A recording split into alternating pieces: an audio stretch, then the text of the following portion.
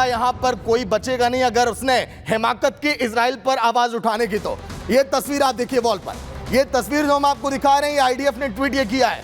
IDF बार बार ये दर्शा रहा है, बता रहा है कि जो हम इस समय कर रहे हैं सीरिया के अंदर, उसके सबूत भी हम दुनिया के सामने पेश हम करना चाहते हैं। और इन सबूतों के आधार पर इजराइल ये बता रहा है कि जो सीरिया के अंदर हम अभी जंग और भी भीषण ये करेंगे। कई ऐसे ठिकाने जो रडार पर हैं इस समय इजराइल के, उनको भी नेस्तनाबूद करने की तैयारी है। लेकिन आगे इरादा क्या है इजराइल का? इजराइल और अभी करना क्या चाहता है सीरिया के अंदर? क्योंकि पूरे दुनिया भर की नजर है इस समय सीरिया पर और इजराइल जिस तरह से हमले कर रहा है। अब आपको मैप के जरिए दिखा रहे हैं कि आखिर आईडीएफ का मिशन आगे क्या है। देखिए पलमायरा वो जगह है जहां पर हमला लगातार किया जा रहा है इजराइल की तरफ से। वहीं आगे अगर बात करें, देखिए होम्स की आप देखिए तस्वीर, यहां पर भी लगातार हमले हो रहे हैं। बफर जोन इलाका भी आप देख रहे हैं, यहां पर इस समय इजराइल का कब्जा भी हो चुका है। दमिश्क की तस्वीर आप देखिए, यहीं पर सबसे पहले विद्रोहियों ने कब्जा किया था, लेकिन इस समय इजराइल अपनी पकड़ मजबूत अब करने लगा है। वहीं अल बायदा बंदरगाह की तस्वीर आप देखिए, यहां से सामानों की सप्लाई, हथियारों की सप्लाई लगातार सीरिया करता रहा, लेकिन कैसे इसकी कनेक्टिविटी को ध्वस्त किया जाए ये भी अब इजराइल अब ठान चुका है। लताकिया नेवी कमांड की तस्वीर आप देखिए, इस नेवी कमांड को कैसे ध्वस्त किया था, आईडीएफ ने वीडियो भी ये जारी किया है। लेकिन अब आपको रिपोर्ट दिखाएंगे कि आखिर कैसे 1 साल से जंग की आग में धधक तो रहा इजराइल, लेकिन उसने सीरिया के खात्मे की ठान क्यों ली है, सीरिया के एक एक इलाकों को तबाह क्यों कर रहा है, और आखिर पूरी तरह से सीरिया को तबाह क्यों करना चाहता है। रिपोर्ट आप देखिए।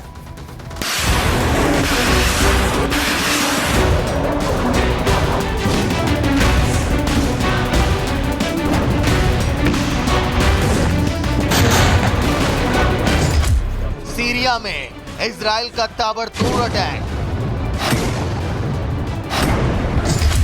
48 घंटों में करीब 500 हमले करने का दावा।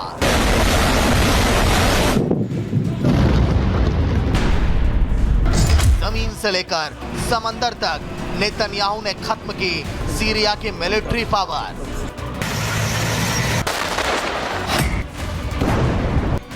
करीब 1 साल से युद्ध लड़ रहे इजराइल ने अब एक और मोर्चा खोल दिया है।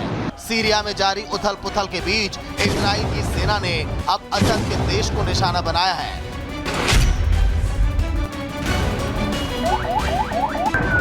असद सरकार की तख्ता पलट और सत्ता पर विद्रोहियों के कब्जे के बाद अचानक इजराइल ने सीरिया में युद्ध का नया फ्रंट खोल दिया है। इजरायली सेना का दावा है कि 48 घंटों में उसने सीरिया में 480 से ज्यादा हमले किए। इजराइल ने सीरियाई सेना के हथियार डिपो, एंटी एयरक्राफ्ट फैसिलिटीज और एयरफोर्स के स्टेशन को निशाना बनाया है। इसके साथ ही सीरिया नेवी के ठिकानों पर भी बम बरसाया गया।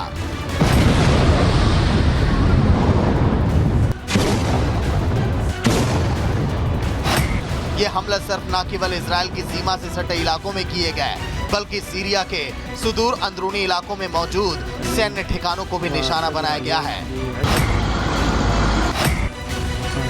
इजरायली सेना के मुताबिक सीरिया में उसने अपने मिशन बशान एरो के तहत एक्शन लिया है।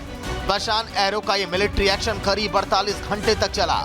इसके तहत सीरिया में 480 से ज्यादा हवाई हमले किए गए। असद शासन की तकरीबन 80% सैन्य क्षमताओं को तबाह कर दिया गया। इजरायली नेवी ने अल बायदा और लताकिया बंदरगाहों पर भी अटैक किया। बंदरगाहों पर मौजूद सीरियाई नेवी ठिकानों को खत्म कर दिया गया है। इजराइल ने पिछले 48 घंटे में 480 जो है हवाई हमले किए सीरिया के ऊपर। साथ ही साथ उसके नेवी ने बड़े पैमाने पर सीरिया की नेवी को डिस्ट्रॉय किया है। इस तमाम का मकसद केवल एक ही है, हर प्रकार से इजराइल को सुरक्षित करना, ताकि सीरिया के जो हवाई जहाज है, सीरिया की जो नेवी है, सीरिया के टैंक्स हैं, सीरिया के बख्तर गाड़ियाँ हैं, उसके केमिकल वेपन्स का भंडार है और उसके रॉकेट मैन्युफैक्चरिंग की जो फैसिलिटीज़ है, किसी भी हालत में वो जिहादीज के हाथ में ना पहुंच जाए। दरअसल असद सरकार को रूस से मिलिट्री मदद मिलती थी। भले ही असद के सैनिक अपने युद्ध के मोर्चे से भाग खड़े हुए हों, लेकिन उनके पास हथियारों की कोई कमी नहीं थी। असद के सैनिकों ने अपने हथियार, गोला बारूद, टैंक और बख्तरबंद गाड़ियां छोड़ गए। यहाँ तक कि हथियारों की फैक्ट्री, मिलिट्री सामान बनाने वाली फैक्ट्रियों, मिलिट्री एयरक्राफ्ट, और नेवी के जहाज भी सीरियाई सेना के ठिकानों पर मौजूद थे, जिनका कोई मालिक नहीं था। माना जा रहा है विद्रोही लड़ाके, ISIS आतंकी और सीरिया में मौजूद हिजबुल्लाह आतंकी भी इन हथियारों को हासिल कर सकते हैं, जिसे रोकने के लिए इजराइल ने फॉरवर्ड एक्शन लेने का फैसला किया, जिसके तहत इजराइल ने सीरिया सेना के छोड़े गए मिलिट्री साजो सामान को अब निशाना बनाया है। आपको बता दें कि बागियों के हमलों के बाद सीरिया में सरकार चला रहे बशर अल असद देश छोड़कर भाग खड़े हुए हैं। सीरिया की सेना भी अपने मिलिट्री ठिकानों को छोड़कर भाग गई थी, जिसके बाद पूरे देश पर विद्रोहियों का कब्जा हो गया, जिसके बाद सीरिया में हालात बेहद खराब हो गए हैं। Bureau report, Republic Bharat. Report के बाद अब आपको दिखाएंगे कि आखिर सीरिया के टुकड़े टुकड़े करने की ठानी किसने है, क्योंकि देश के ज्यादातर इलाकों पर इस समय STS आतंकियों का कब्जा हो चुका है।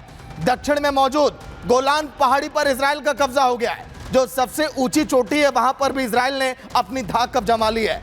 उत्तर पश्चिम इलाके में तुर्की समर्थन सुन्नी विद्रोह गुट इस समय हावी हो चुका है।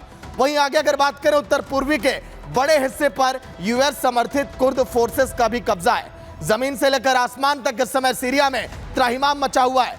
बड़ी खबर आपको दिखा रहे हैं, बंदरगाहों पर भी किस तरह से कब्जा उसको नष्ट किया जा रहा है सीरिया में। सीरिया के बंदरगाहों से इस समय रूसी युद्धपोत भी निकले हैं, क्योंकि बार बार इजराइल ने और कई देशों ने आरोप लगाया कि रूस ने हमेशा सीरिया की मदद की है जब वहां पर असद का शासनकाल था।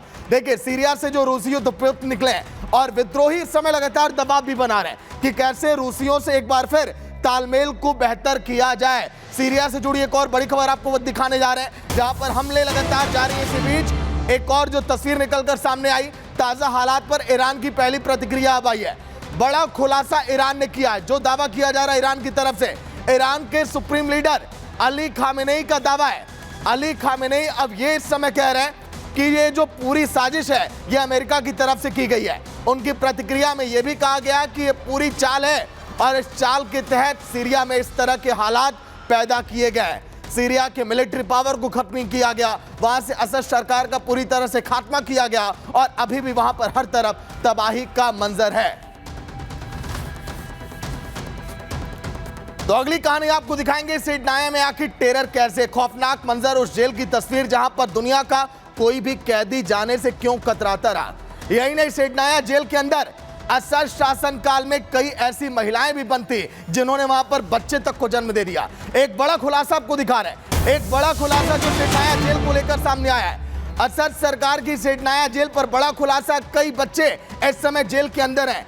कई माओ ने बच्चों को ही जन्म वहां पर दिया और वहीं पर अपना जिंदगी इस समय गुजार रहे हैं। तस्वीरें भी वहां से लगातार सामने आई। असद सरकार की सिडनाया जेल पर लगातार पूरी दुनिया की नजर है और पूरी दुनिया इस समय थू-थू कर रही है असद के इस कदम को देखकर, क्योंकि जेल में महिलाओं के साथ बच्चों को आखिर कैद करके क्यों रखा गया। और इसीलिए इजराइल और भी ज्यादा देखिए गुस्से में दिखाई दे रहा है।